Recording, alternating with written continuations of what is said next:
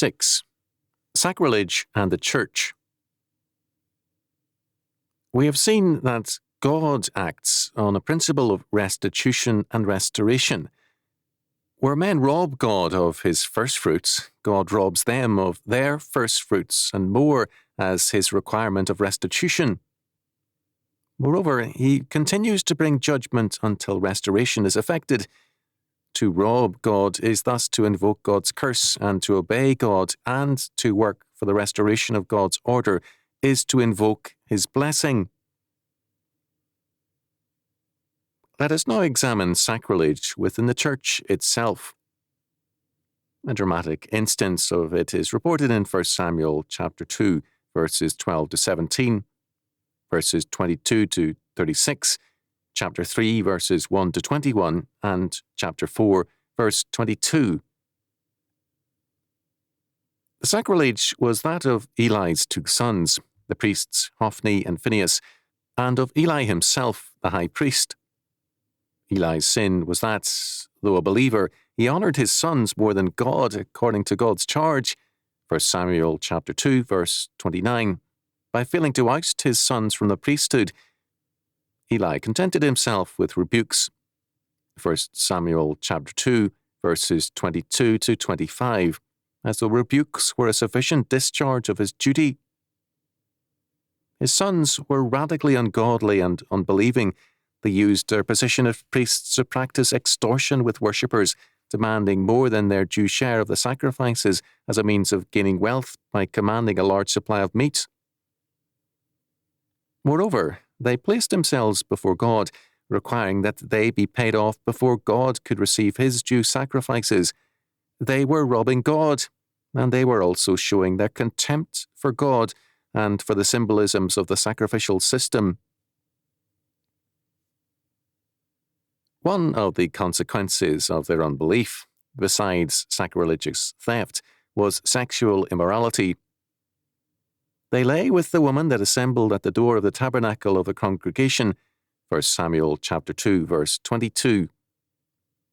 These women are described in the same words in Exodus chapter 38, verse 8, and were women engaged in the temple or tabernacle service, apparently as a choir. Psalm 68, verse 11 reads, "The Lord gave the word. Great was the company of those who published it."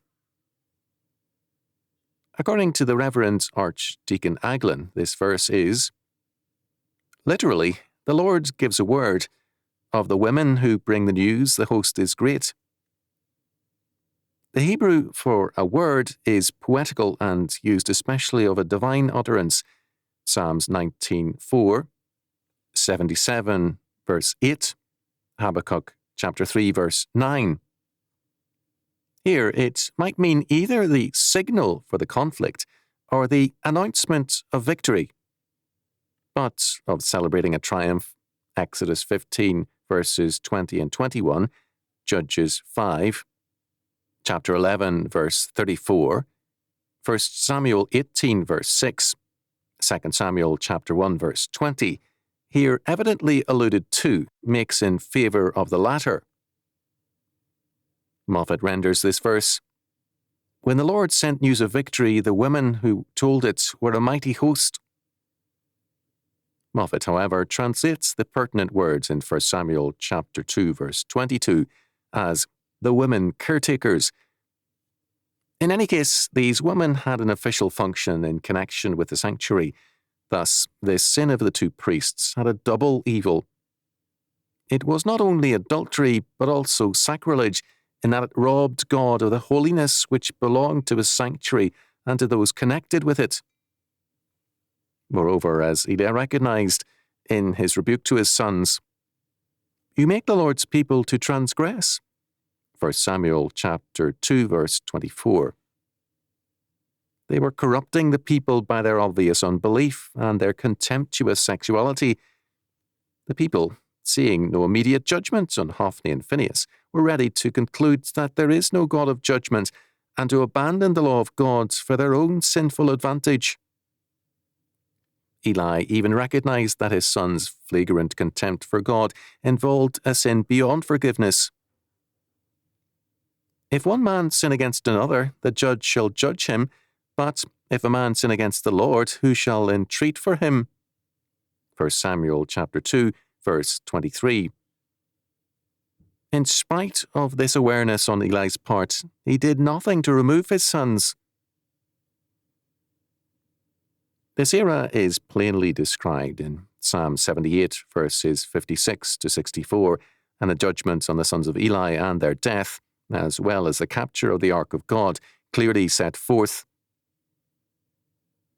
Yet they tempted and provoked the Most High God, and kept not his testimonies, but turned back, and dealt unfaithfully like their fathers.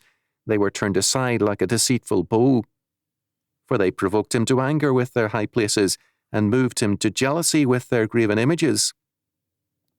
When God heard this, he was wroth, and greatly abhorred Israel, so that he forsook the tabernacle of Shiloh, the tent which he placed among men, and delivered his strength into captivity, and his glory into the enemy's hand.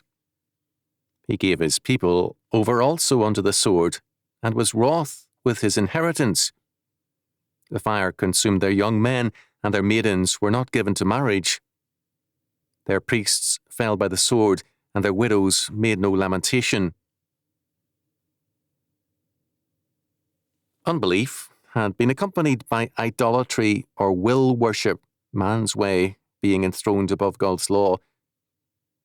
This offence against God led him to deliver them into the hands of the Philistines.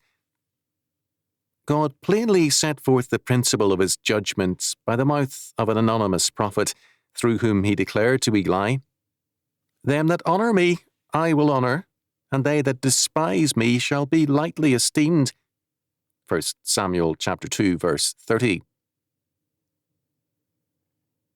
Since God is the ultimate sovereign and the ultimate source of all law in the universe, the judgment of all things is in terms of him.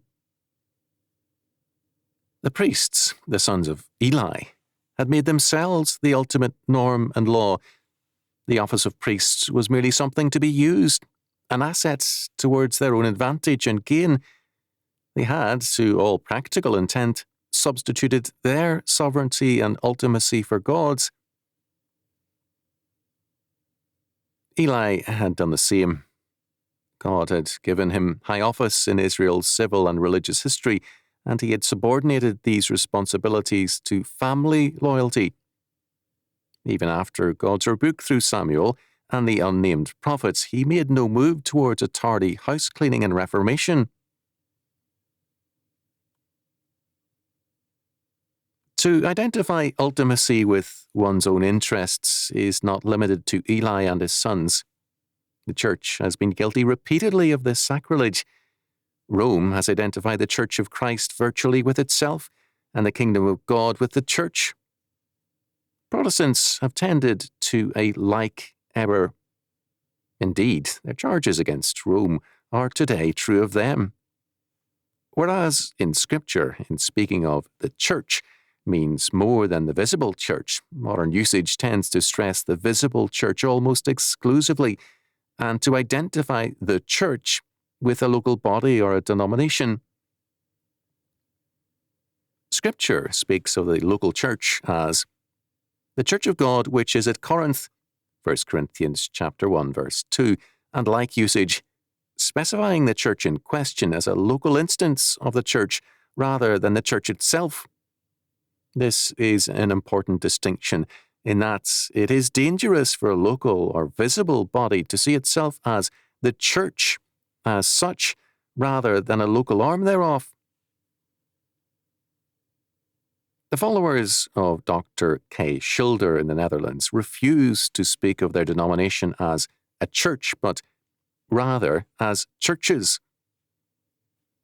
In American usage, this would mean speaking not of the Orthodox Presbyterian Church or the Reformed Presbyterian Church, but rather of the Orthodox Presbyterian Churches and the Reformed Presbyterian Churches.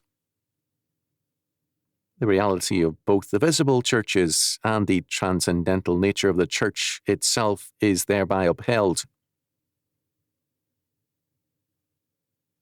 Some of the terms applied to the church have also been too closely identified with the local or denominational body.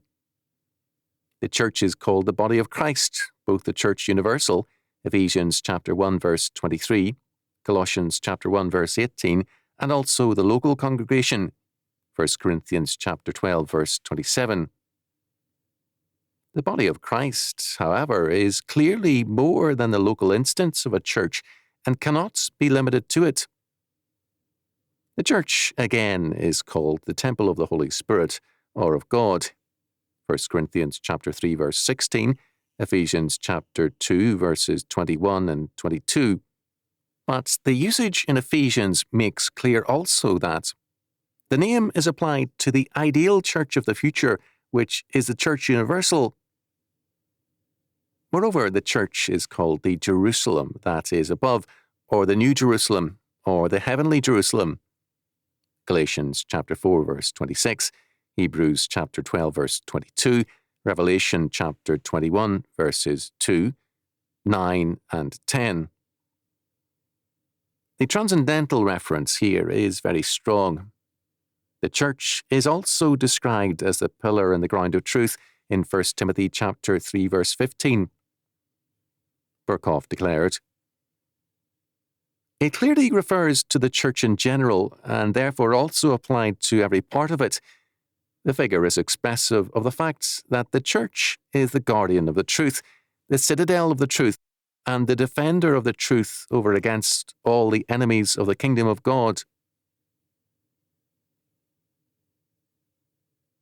Calvin, in commenting on 1 Timothy chapter 3 verse 15, ridiculed the Roman Catholic idea that all their absurdities ought to be held as oracles of God because they are the pillar of truth and therefore cannot err. Calvin went on to declare, "Hence, we may easily conclude in what sense Paul uses these words.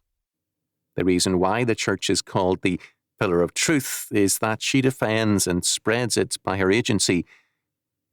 Does she not regenerate them, believers, by the word of God, educate and nourish them through their whole life, strengthen and bring them at length to absolute perfection? For the same reason also, she is called the pillar of truth, because the office of administrating doctrine, which God hath placed in her hands, is the only instrument of preserving the truth, that it may not perish from the remembrance of men." Consequently, this commendation related to the ministry of the word. For if that be removed, the truth of God will fall to the ground. The visible churches cannot be identified as the pillar and ground of truth, nor can they be separated from that designation. The term pillar and ground of truth is both immanent and transcendental in its reference and cannot be limited to either. Turning again to 1 Samuel chapter 2 verse 30, God declares that they that honour me, I will honour. Our relationship to all else is conditional upon our relationship to Him who is the author of all things. God is honoured by faith and obedience, not by empty words. The churches which refuse to believe God's word or to obey it cannot receive honour from Him. They may flourish for a time as the unbelieving in heart gather round to rest in contentment at open sacrilege, but God will honour only those who honour Him, and in His own time He will manifest His judgment. Those who despise Him He shall lightly esteem. As a dream when one awaketh, so, O Lord, when Thou awakest, Thou shalt despise their image. Psalm 73, verse 20. The administration of Eli and his sons had led to the official robbery of men. The very source of moral and religious authority, leadership and teaching had become the corrupter of these things. This was a most flagrant kind of sacrilege. Both God and man were robbed, and that which should have provided the principle of godly order set the pace of pagan corruption. For the church to be derelict in its duties is thus sacrilege. This need not be obvious theft and adultery as in the case of these two priests.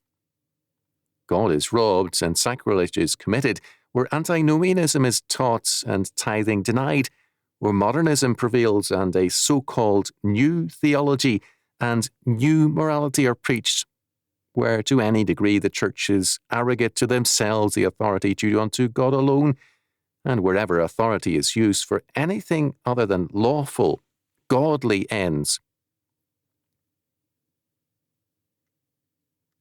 The curse of Eli was that the power of his family would be destroyed, and there shall not be an old man in thine house. 1 Samuel chapter 2, verse 31 and verse 33. That is, all its men would die young. The Babylonian Talmud has a striking sidelight on this curse. But can the final sentence on a community be rescinded?